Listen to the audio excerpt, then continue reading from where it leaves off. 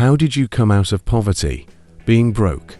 Finished graduate school, got a decent paying job, but continued to largely live as if I was broke.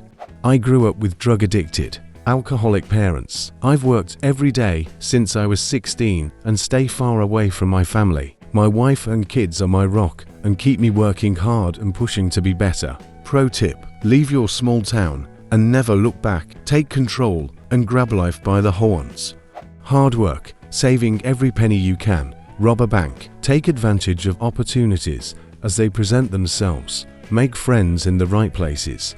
Bruh, if you find out, let me know. I thought that as long as you work as hard as you can, you'll have a good life. But boy was I wrong. I worked hard for 15 years and never got anywhere. Rental house, loan for the car, etc. The thing I changed was that I began working just as hard, but for myself. It was a lot to take on initially, but now I enjoy the responsibility and enjoy working, as more often than not, there is a direct correlation between working harder and earning more. So my advice is to keep working hard, but try to switch it around so that hard work isn't just taken for granted by someone else. I was homeless, bouncing from shelter to shelter, hustling, running weed and pills for people to scrape together a session at the end of the day. One day my cousin took me with him to a place called Labor Ready. It's just a place where construction companies and other businesses pick up day laborers, and at the end of the day, you go back to the office and they cut you a check for the day's work. Well, when I got to that job site, the other punks I was working with from the agency were lazy, slow, and complaining all day, barely doing anything. It pissed me off.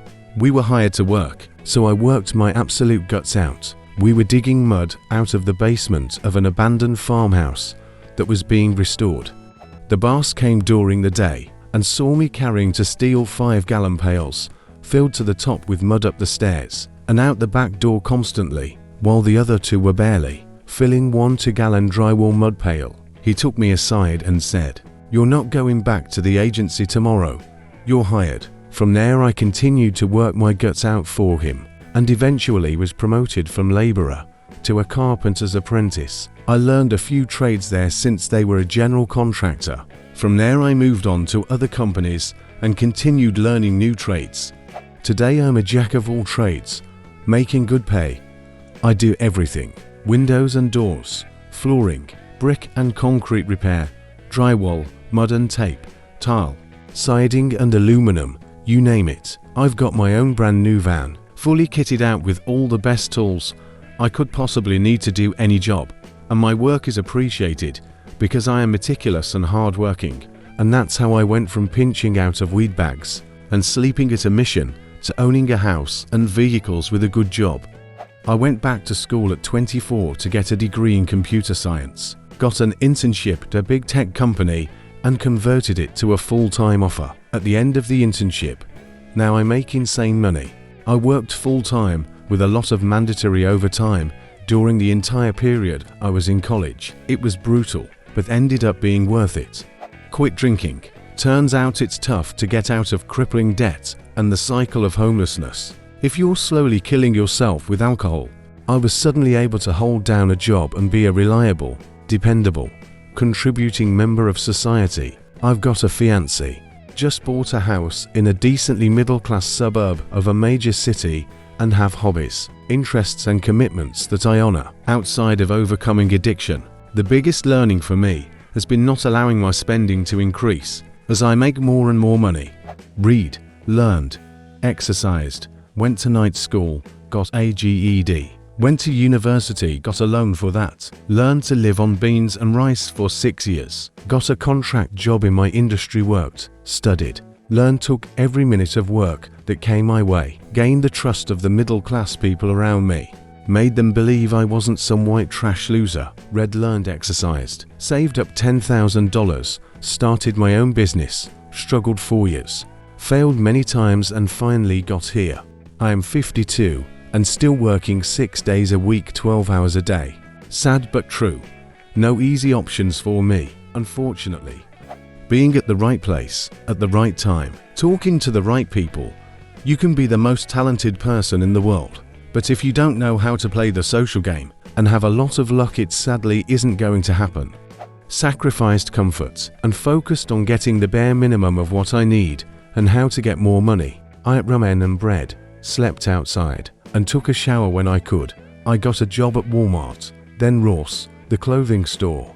Found a cheap motel to stay at with the girlfriend, and we scrimped and saved. But $33 a night on a $50 a day salary eats at you, and it was impossible to save, like it would have been years before I could have afforded just a car to make sure I got to work on time. So I moved into my father's place and could save up for a car. They paid for my TESOL, and I used a lifetime of miles from flying between my mother and father to get a ticket to Poland. Sold the car and found myself eating potatoes in Poland till I got a job teaching English. Then the gold PLN was steady.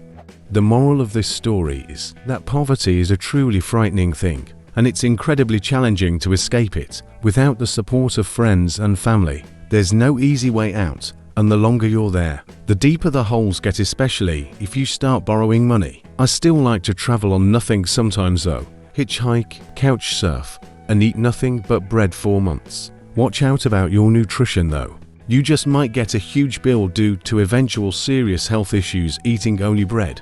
You heard those scientists advising diets composed of several vegetables among other items, and that's definitely not for giggles. I remember my doctor telling me some years ago to stop eating only white rice. That would have caused me to get diabetes. Eating white bread only would make you develop diabetes, as far as I know.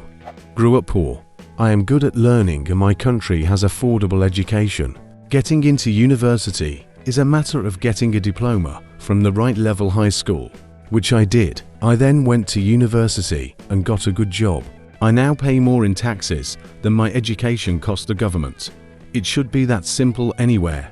Learned a trade. I grew up in an extremely poor region of the rural Midwest, and this is how the vast majority of people I know got out of poverty. And I know dozens, hell, maybe hundreds, between the trades, the military, and college. I don't know a single person who made a real attempt to get out of poverty and failed. In my lived experience, the only ones who didn't make it are the ones who decided that trying wasn't worth it and settled into a life of addiction. Taking a loan and going back to school, studying hard, making good grades, getting an industrial degree, and moving 1,000 miles away from everything I know. It was terrifying. The biggest leap of faith I've ever taken. It was a calculated risk, but I was dirt broke and had skipped meals 4 years. Making that decision at 22 changed my life. Now 10 years later, I'm happily married, a homeowner, and make over $100,000 a year.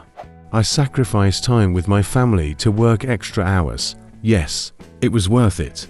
But it still hurts when my kids tell me that the only memories they had of me in those times was of me sleeping or being at work. I don't know. My pops always tells me that it wasn't worth it.